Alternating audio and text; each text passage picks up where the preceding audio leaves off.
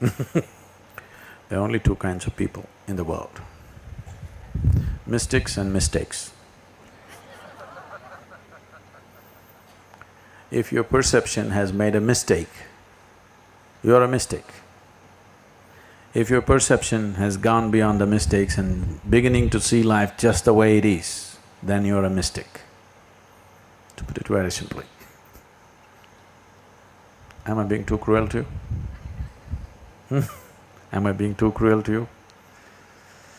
If you want me to tell pretty things, I can say I'm capable. I can say nice things about people. But if you want to know, the sooner you knock out all the nonsense in you, the better it is. If you're genuine, wanting to know, then you must knock out all the nonsense today, not tomorrow.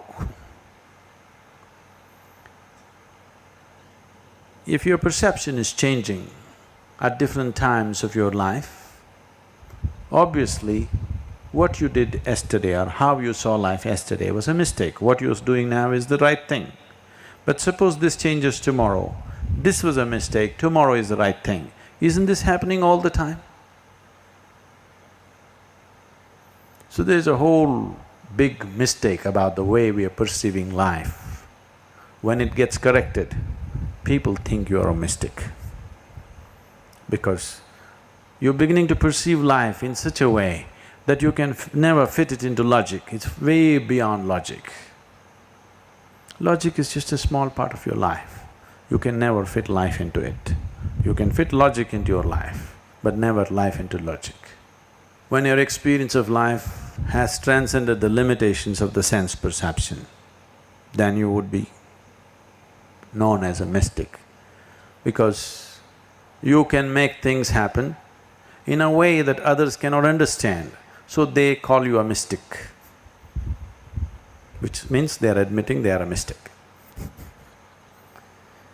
Nothing wrong in being a mistake, but not realizing the mistake is the biggest mistake.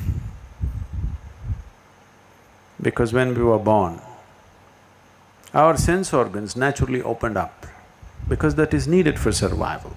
I want you to know this, when you were in your mother's womb, though you had eyes, you could not see. Though you had ears, you could not hear. Otherwise you would know how it is inside.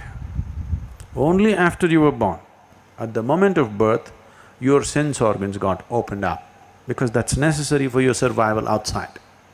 That was not necessary for your survival in the womb. Only to survive in the world, the sense organs are a must, so they open up. But anything that is beyond survival, if it has to open up, it takes a little bit of striving.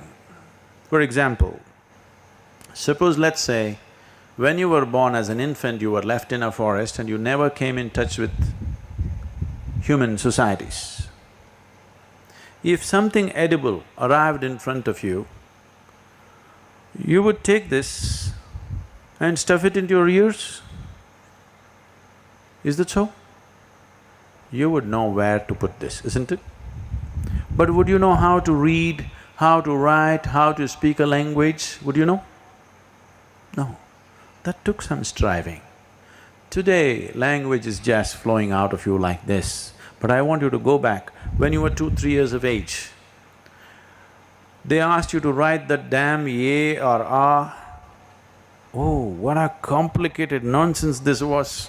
You wrote it 1,000 times to get it, isn't it so? Yes or no?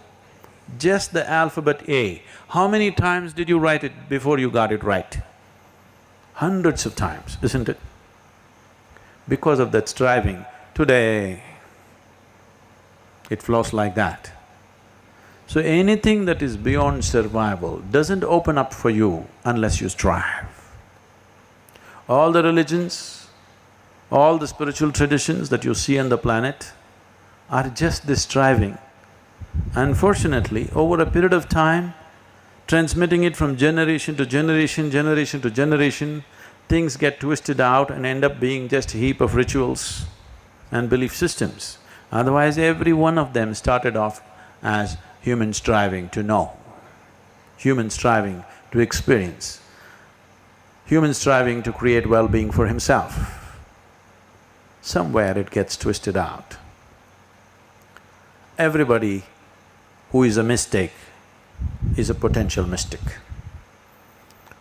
If you are not a mistake, then you are a lost case. You are a fanatic. You think you're absolutely right on everything, you become fanatical. If you know that you're a mistake, then you are a potential mystic.